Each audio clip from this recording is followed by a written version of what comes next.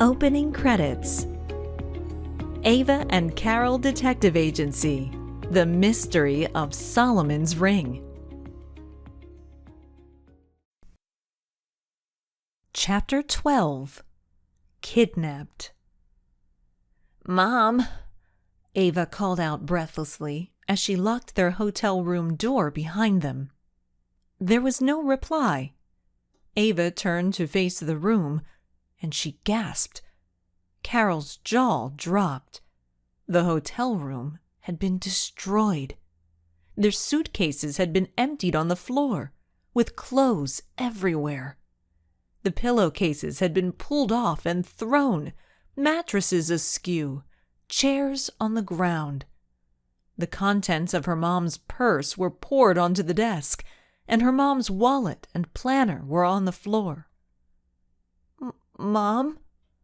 Ava called again, but this time her voice came out as more of a whimper, and her chin trembled. Carol reached out and found her hand. Ava squeezed it tightly.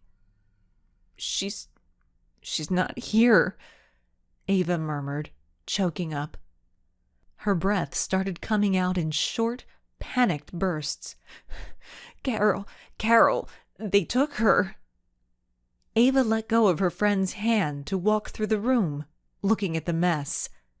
One of her mother's lipsticks, a pretty berry color, had been uncapped and smashed onto the floor.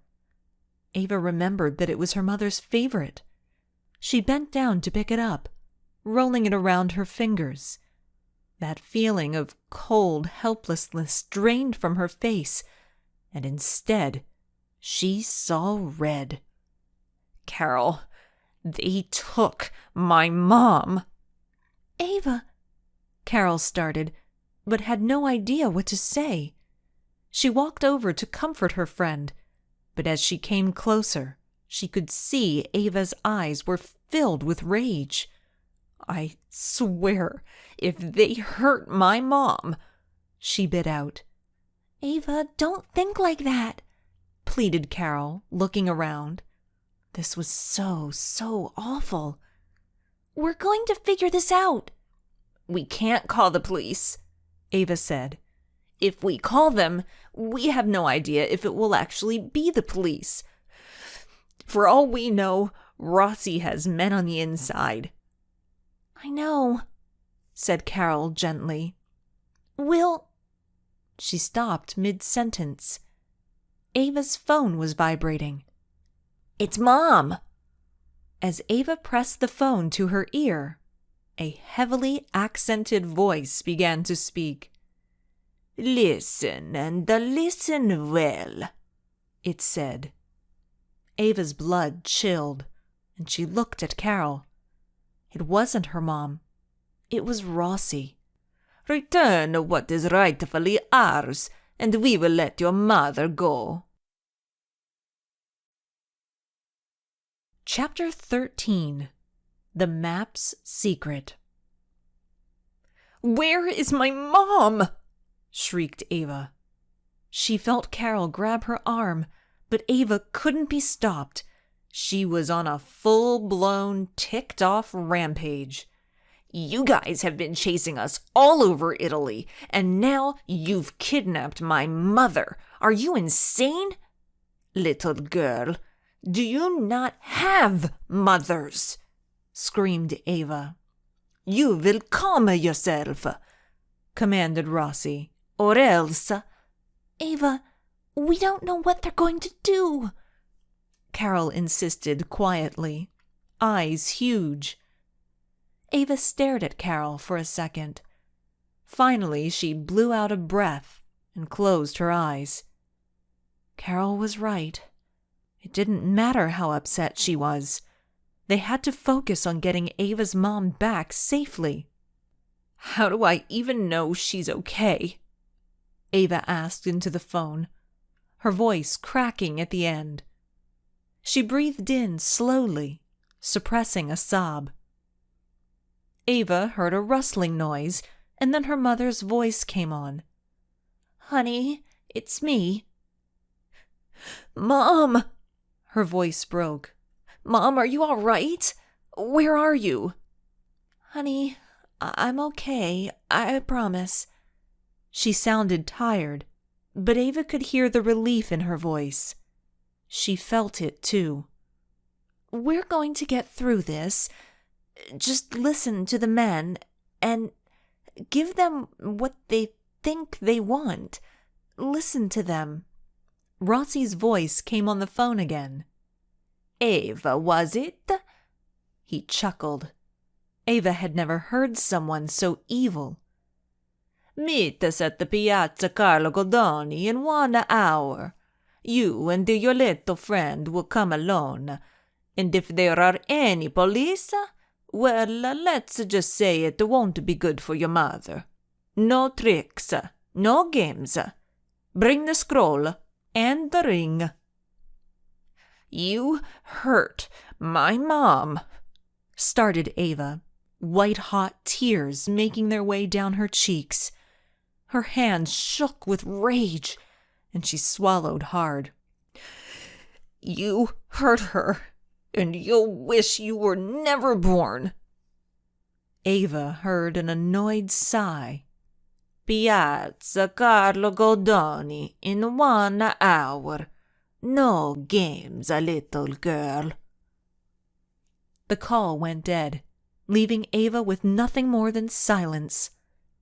She held her phone away from her face, hands still trembling. Carol gently took it from her and set it down. She put a hand on Ava's shoulder. Ava, I'm sorry, Carol said, her face white. She couldn't even begin to imagine how scary this was for her friend. It was scary enough not being Ava's mom's daughter right now. She pulled her into a hug. I am so sorry. Carol felt a shudder make its way through Ava, and she hugged her tighter. We are going to find a way to get her back. I think my mom was trying to give me a clue, she said, pulling away, wiping her eyes with her sleeve. She said, give them what they think they want. We can't just give them the map and the ring. All of this will have been for nothing. We do have to give them the map and the ring, said Carol. Her eyes sparkled a little. But your mom may be right. Give me 1 second. It's about the clue that we found on the copper tube, Carol called from the bathroom. She returned holding an iron and a miniature ironing board meant to be placed on a tabletop. She grabbed a cup off the table, filled it with water, and then poured it into the front of the iron. What in the world are you doing? Asked Ava, thoroughly confused. As she plugged in the iron and changed the temperature setting to steam, she started explaining. At first, it didn't hit me. But think about it. Everything involving that darn tube and scroll has had to do with fire. The name of the saint, the name of the altar, and then the biblical clue from Corinthians that it will be revealed by fire. So I kept asking myself, what will be revealed? Then I kept thinking of the word manifest, like something was hidden. And then no longer hidden, whispered Ava, hope filling her face. Exactly, nodded Carol. And since we can't really create a fire in our room, I thought the closest thing would be an iron. Ava watched as Carol gently pulled the map out of the tube. She opened the map and spread it across the ironing board, and then while ever so carefully pressing the steam button, she lightly ran the iron over the entire map. Whoa! Shouted Ava. It's working! It's working! Before they knew it, their simple map that looked like a child's drawing had turned into something that even Blackbeard and his pirate fleet would approve of. Of course! The heat activates a chemical in the paper, making the actual map appear, Carol said. All of my dad's dreams of me becoming a world-class biologist? Wasted. Ava shook her head. Carol unplugged the iron and pulled out her phone, and while Ava held the map spread open, she snapped a couple of quick photos. Smiling, she slipped the phone back into her pocket. Now we have the real map. Ava pressed her shoulder against her friend's shoulder.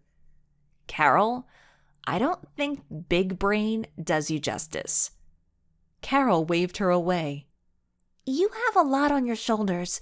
Otherwise, you would have been all over the heat thing. Now for the real altar of light, Carol continued. The map was quickly fading as the paper cooled. Okay, said Carol, holding the map up to the light. Her eyes quickly searched until she came upon the words Altar of Light written in Italian. Oh, man! You found it? Asked Ava excitedly. According to this map, the altar is at a temple next to the Rennes-le-Château. Okay, not a problem, said Ava. We give them the scroll, get my mom back, and we go to the right altar. They'll never know. Not so easy, said Carol, shaking her head. The Rennes-le-Château is in France. Plus, they asked for the ring and the scroll. Oh, yeah. The information hit Ava like a ton of bricks. Any newfound hope she had went right out the St. Regis window. Disappointed, Carol looked at the map, the paper rapidly cooling. The details disappeared little by little, just like their options. She was about to roll up the map when Ava stopped her. Carol, hold the map steady for a second. Ava was holding her phone. She quickly snapped a few pictures. Just in case. Carol nodded. Good idea. Sadly, none of this matters without the ring, said Carol, half to herself, even if we find the altar. I know, but I have to get my mom back. I feel horrible about the old man, I really do, but it's my mom. I just don't see what's so special about the darn ring. I mean, if I saw it on a sidewalk somewhere, I wouldn't even bother to pick it up. Yeah, whispered Carol, absorbed in thought. She paced back and forth across the room. She looked back at Ava. You're a genius! Carol quickly unzipped her pocket, grabbing the ring. She took it over to the bed and laid it down onto the silk sheet. She took out her phone and snapped several photos of the ring from both sides before picking it back up. Carol nodded at Ava, a big grin filling her face. What exactly did your mom tell you? She said she was okay, and to give the men what they think they want. Your mom is brilliant. Now I know why she's an investigative journalist. The key is think they want, and I think I have the answer. Okay, I'm all ears, said Ava excitedly. Do you think your mom would be extraordinarily angry if we made a small purchase from a local jeweler? You're not really asking that question, are you? What do you have in mind? A credit card and your amazing skills of persuasion.